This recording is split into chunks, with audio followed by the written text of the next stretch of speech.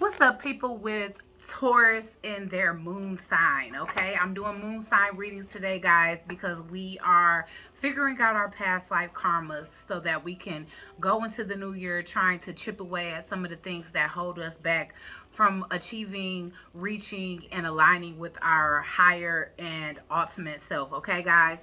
So, what I gathered about people that have a moon sign in Taurus is that you guys are born to relatively stable homes.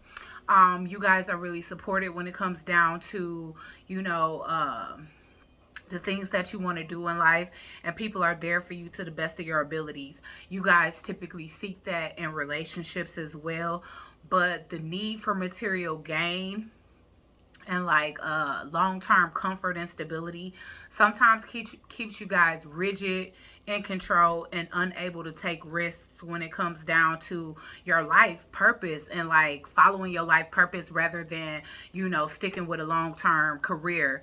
And so that could be something that in the past life you never had a chance to do. So you are being called to kind of come into this lifetime and like tap into your creative side and what it is that truly gives you passion, even if it doesn't provide that material gain that you seek and other lifetimes. Okay, so that's pretty good. Y'all don't have like toxic dynamics with y'all mothers, which is good. Okay, now I can't speak for all of y'all, but typically people with a moon sign in Taurus. All right. So, holy divine spirit, angels, ancestors, and spirit guides, please use me as a vessel, a clear, concise channel messages for those that have a moon sign in Taurus and what their past life karma is. The Queen of Roses.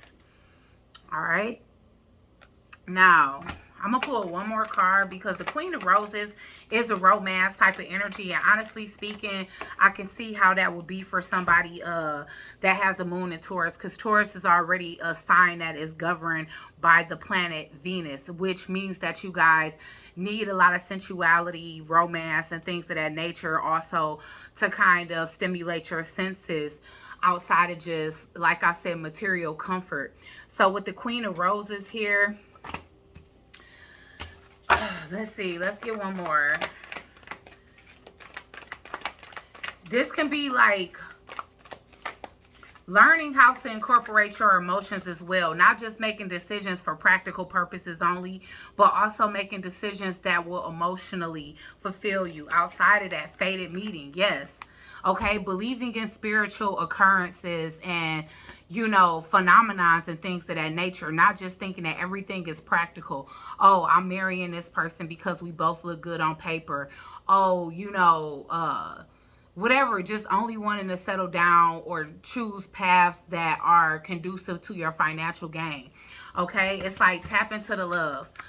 Allowing something like a fated meeting to actually like taking a chance on certain things like that rather than, okay, this is arranged, or we have the same religion, or my parents approve of this person, they in the same tax bracket. That kind of energy is pretty much just being in the energy of allowing things to flow and allowing yourself to take chances on things that are outside of the box rather than just the traditional, which makes sense because the Hierophant represents Taurus. So we got Adsum as well. So this is like that self-awareness that you guys do have a spiritual side to you, but oftentimes don't tap into it because earth signs more likely like Virgo energy, but at the same time I feel like all earth signs kind of have that aspect to them where it's like they have to see it to believe it.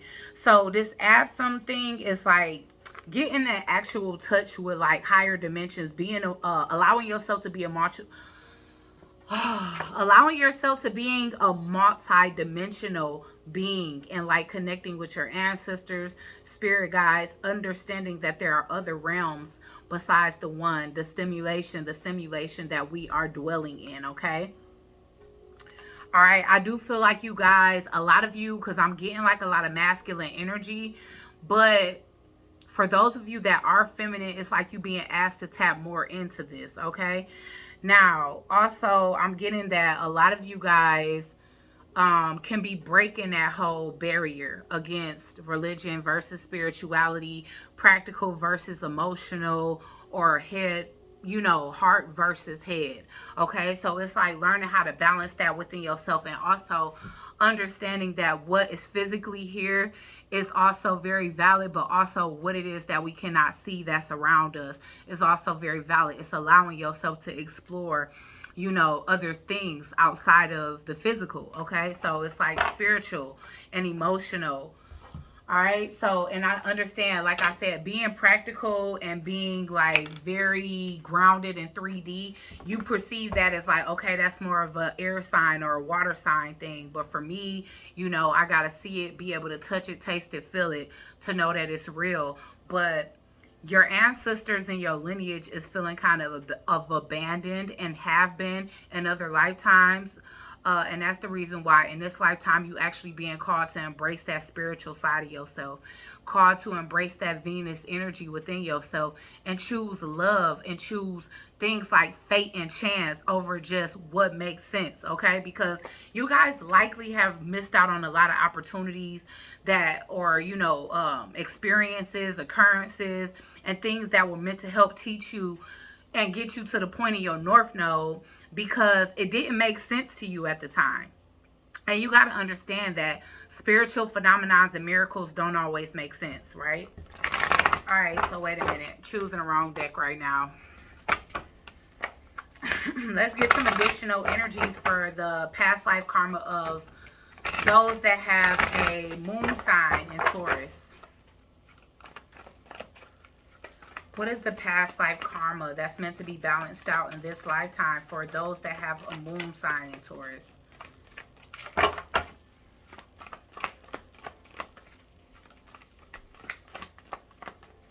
Yeah, so you guys may not believe in stuff like soulmates. I mean, if you watching tarot, you might, you know. And again, if this is something that's kind of new, being introduced into your life, and it started off as something like, you know, you started off kind of skeptical or like a tarot, you know, it's like now you seeing that astrology is real. You seeing how it makes sense in your life. You seeing how somebody can look at depictions on a card and basically be able to read the energies that's going in and around your life.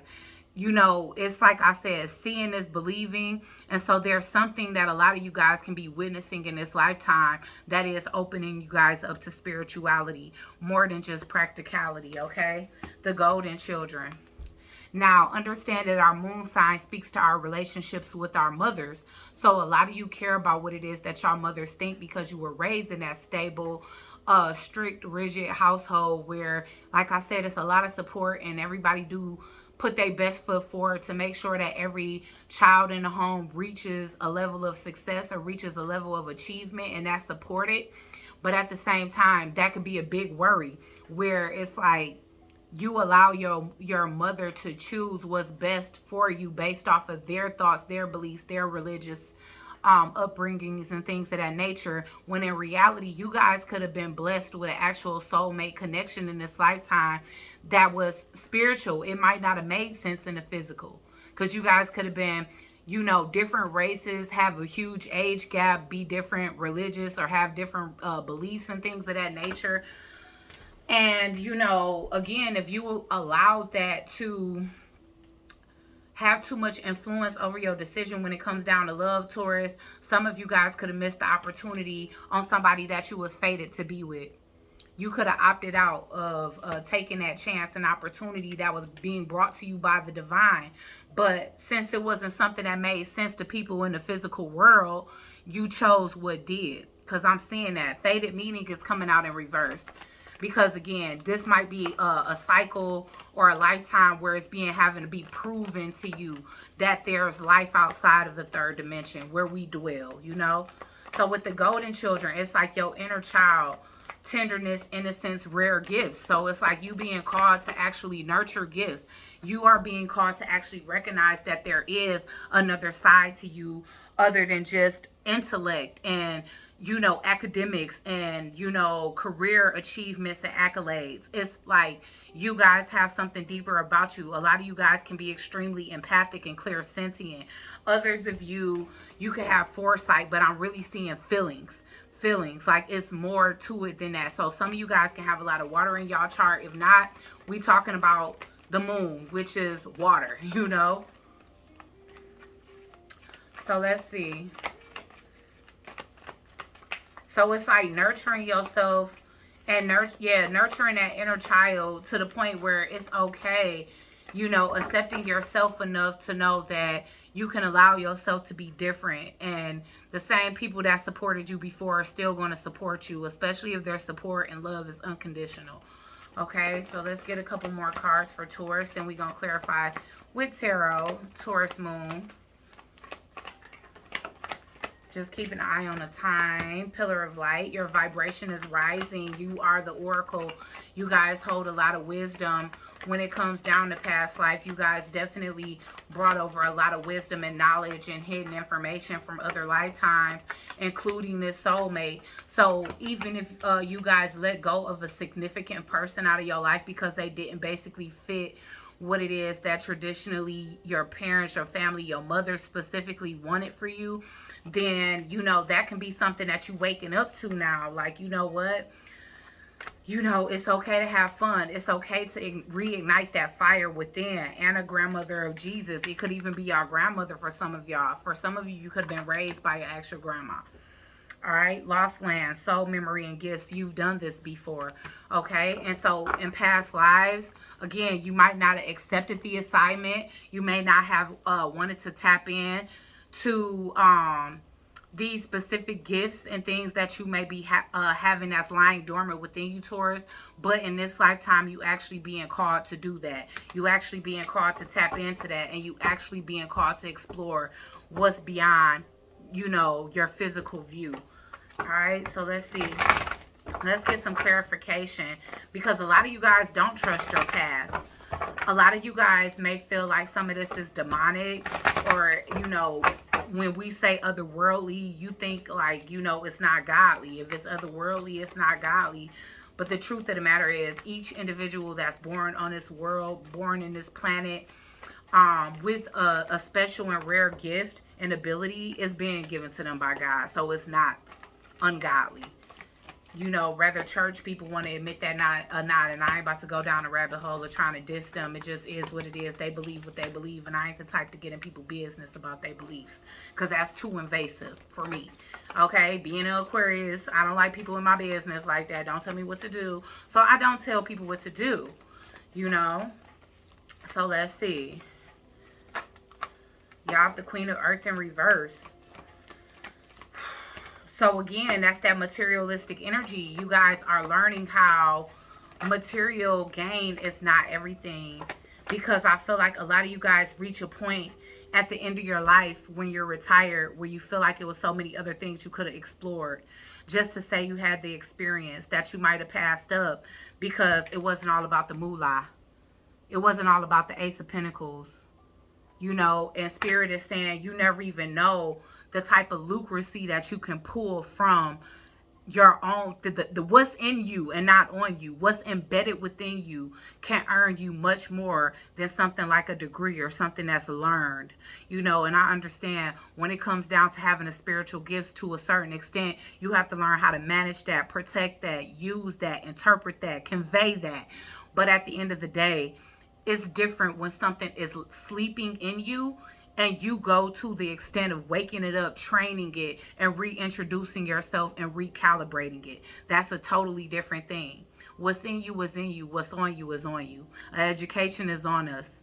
You know what I'm saying? Whatever was learned and trained in many, many lifetimes, that's embedded within us, within our DNA, so deeply within our soul.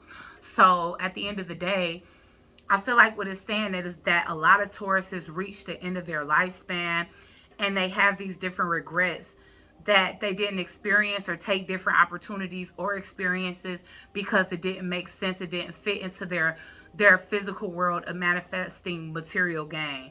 And that's just the bottom line. So open yourself up. Allow, like, don't put a cap on the growth of that inner child of yours, because it's meant to explore many facets, many aspects, many layers, and many dimensions of you, okay? All right, guys, so I hope this helped people that have a moon sign in Taurus. Please like, share, comment, and subscribe. Join the Soul Tribe if you're feeling my vibe, and I'll check you guys out on the next one. Peace.